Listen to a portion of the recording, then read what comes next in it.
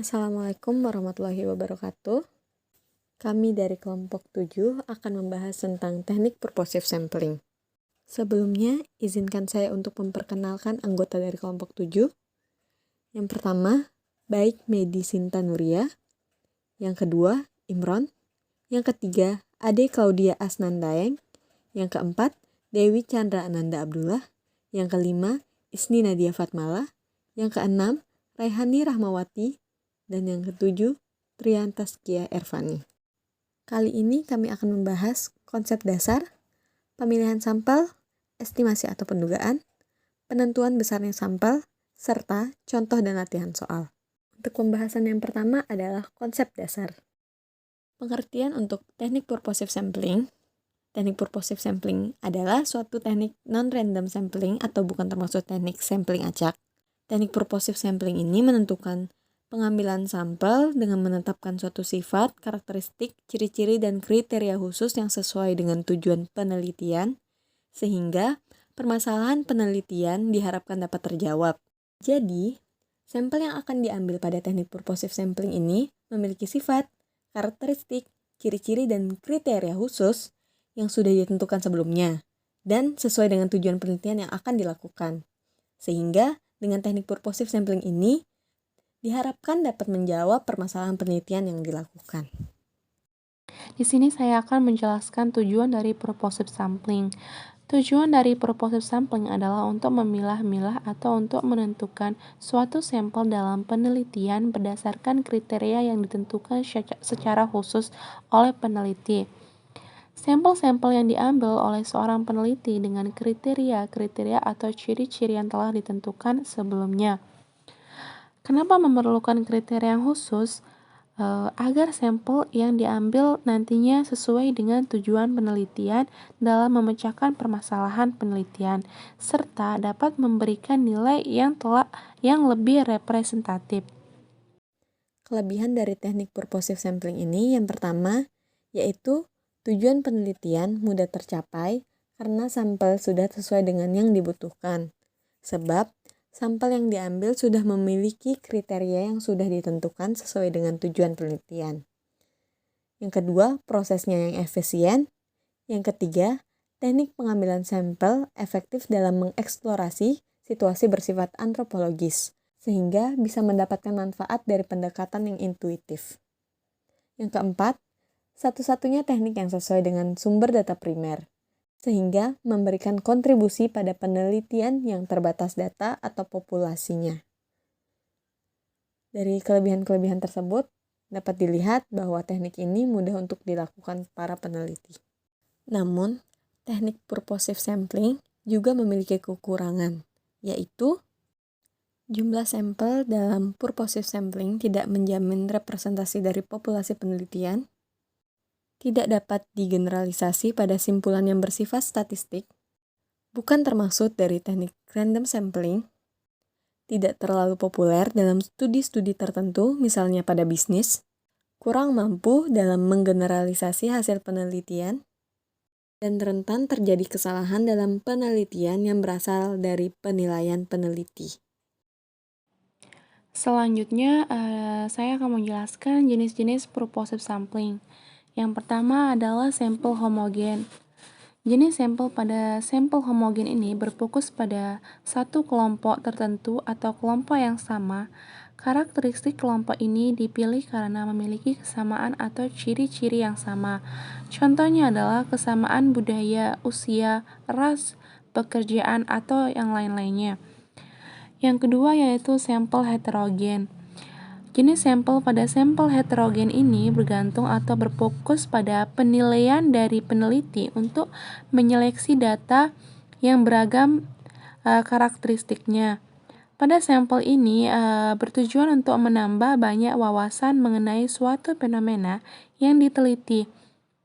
Contohnya itu ketika peneliti ingin mencari tahu pendapat seseorang dan penilaiannya mengenai pemindahan ibu kota Indonesia. Yang ketiga yaitu kasus ekstrim atau menyimpang. Jenis sampel pada kasus ekstrim ini mengambil sampel dari kasus-kasus yang jarang terjadi atau tidak umum dalam masyarakat. Tujuan dari mengkaji kasus ini adalah supaya dapat memahami tentang kasus yang telah teratur berdasarkan kasus-kasus menyimpang. Contohnya itu ketika seseorang peneliti ingin mengetahui pandangan seseorang mengenai LGBT. Yang keempat itu adalah kasus khusus atau tipikal. Jenis sampel pada kasus ini adalah menjelaskan kasus yang rata-rata atau normal. Contohnya adalah ketika seorang peneliti ingin mengetahui dampak kurikulum pendidikan pada siswa yang biasa-biasa atau rata-rata. Yang kelima yaitu proportive sampling total. Jenis sampel pada kasus ini diambil dari seluruh populasi atau total dari populasi dengan tujuan tertentu memiliki kesamaan. Contohnya adalah peneliti ingin mengetahui kasus dengan investigasi yang relatif kecil. Yang keenam itu adalah kasus kritis. Pengambilan sampel pada kasus kritis ini berfokus pada kasus tertentu yang dramatis atau kasus penting. Contohnya adalah ketika peneliti ingin mengetahui suatu kasus penting untuk mengungkap wawasan atau mendapat perspektif dan hasil yang baru. Yang terakhir adalah proposed sample expert atau pendapat ahli. Pengambilan sampel ini adalah kasus khusus dari pengambilan sampel proposed yang didasarkan pada pendapat para ahli pada bidangnya. Contohnya adalah ketika peneliti ingin mengetahui permasalahan dalam teknologi informatika, maka peneliti mengambil subjek pada ahli dalam bidang informatika tersebut. Oke, kita akan melanjutkan pembahasan kedua, yaitu proses pemilihan sampel. Pertama, mengenai syarat purposive sampling. Ternyata ketika kita melakukan teknik pengambilan sampel dengan purposive sampling, maka ada beberapa syarat yang perlu kita ketahui. Syarat yang pertama, yakni dalam penentuan karakteristik objek atau subjek sampel, peneliti harus melakukan studi pendahuluan yang dapat dipertanggungjawabkan akurasinya. Kedua, sampel yang dipilih harus memiliki karakteristik, sifat, dan ciri khusus yang sesuai dengan ketiga aspek tersebut dari populasi yang dipilih sebagai sampel. 3. Dari keseluruhan populasi, subjek maupun objek yang menjadi sampel harus paling mendekati deskripsi tujuan penelitian, agar sekiranya data yang diambil adalah data yang tepat. Keempat, kriteria atau batasan ditetapkan dengan teliti.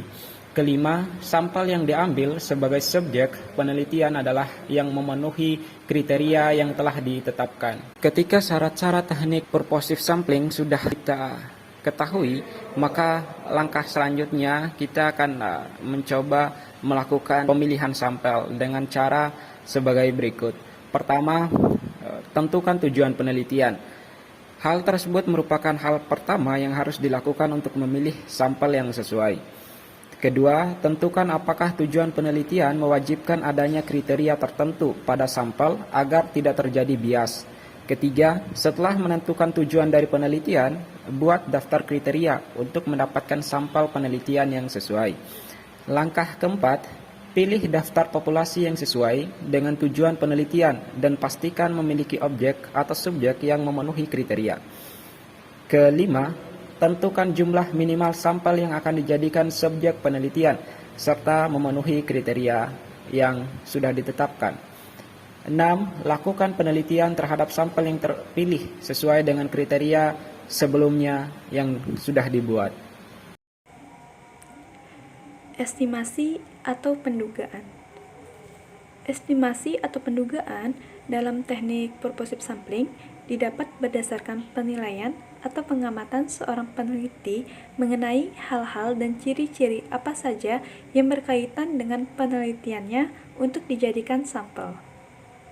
Maka dari itu, teknik pengambilan sampel ini menggunakan latar belakang pengetahuan dari sampel untuk menghitung berdasarkan populasi yang ada, supaya mendapatkan sampel yang sesuai dan akurat untuk memenuhi tujuan dari suatu penelitian. Pada purposive sampling, Yang perlu dipahami yaitu langkah-langkah dalam menentukan estimasi atau pendugaan. Di antaranya, pertama, pengambilan sampel pada teknik purposive sampling dapat menggunakan sampel yang banyak, karena dengan menggunakan sampel yang banyak akan semakin baik hasil yang akan didapatkan. Kedua, ukuran banyaknya sampel bergantung pada alasan yang digunakan oleh seorang peneliti tersebut. Apakah sudah sesuai dengan kriteria, ciri-ciri, dan sebagainya.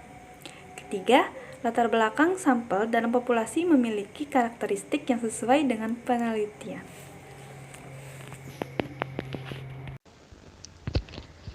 Penentuan besarnya sampel. Dalam teknik purposive sampling, pada dasarnya tidak terdapat rumus khusus untuk menentukan besarnya sampel. Jadi, penentuan besarnya sampel pada teknik ini tergantung pada jenis teknik purposive sampling yang digunakan oleh si peneliti dan batasan-batasan atau kriteria dari sampel yang diambil oleh si peneliti. Misalnya saja, jika kita menetapkan simple random sampling untuk menentukan besarnya sampel pada teknik purposive sampling ini, ada kalanya jumlah sampel yang diambil tidaklah mencukupi. Jadi, penentuan besarnya sampel ini tidak bisa ditentukan dengan suatu rumusan. Sehingga, penentuan besarnya sampel pada teknik purposive sampling ini dikembalikan lagi kepada si peneliti.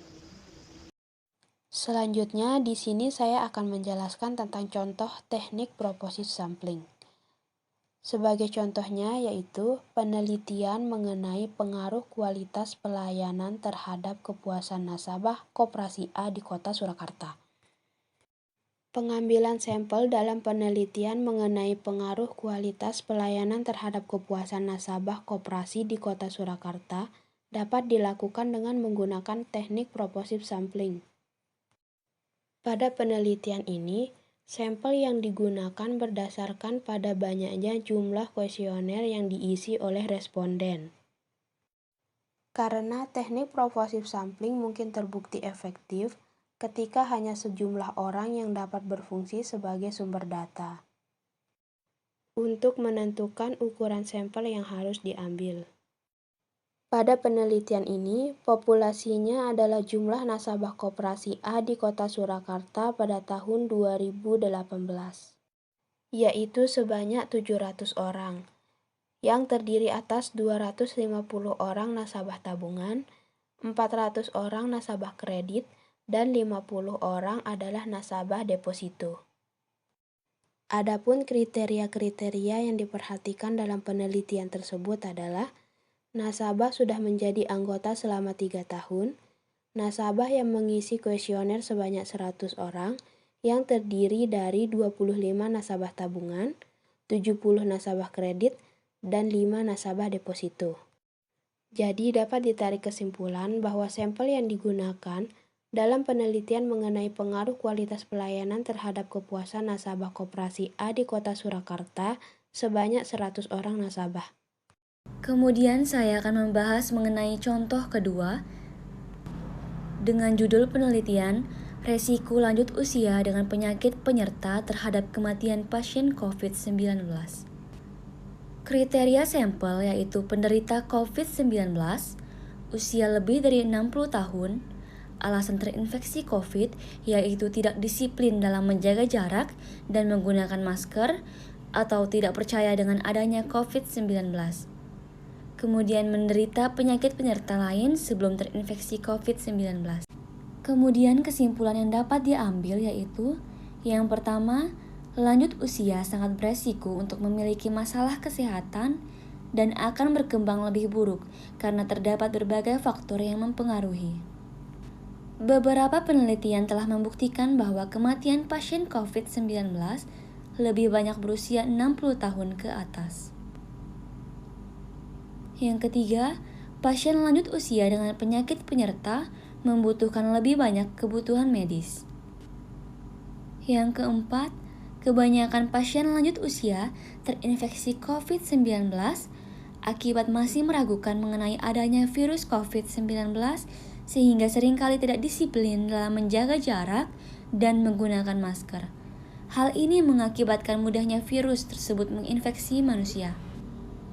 Kemudian yang kelima dan yang terakhir yaitu penyakit penyerta yang dapat diidap oleh pasien lanjut usia yang terinfeksi COVID-19 antara lain hipertensi atau penyakit tekanan darah tinggi, diabetes mellitus, penyakit jantung, penyakit gangguan pernapasan, penyakit ginjal kronis, dan penyakit gangguan saraf. Alasan digunakan teknik purposive sampling pada contoh 2 tersebut adalah karena tidak semua sampel memiliki kriteria yang sesuai dengan yang diteliti. Oleh karena itu, peneliti memilih teknik purposive sampling yang menetapkan beberapa kriteria yang harus dipenuhi oleh sampel yang digunakan pada penelitian tersebut. Nah, selanjutnya terdapat latihan soal yang akan kami berikan kepada teman-teman sekalian sebagai tugas dari kelompok kami. Sebelum mengakhiri video ini, berikut adalah referensi yang kami gunakan. Terima kasih kami sampaikan. Semoga materi yang kami sampaikan dapat dipahami dengan baik. Sekian dari kami. Wassalamualaikum warahmatullahi wabarakatuh.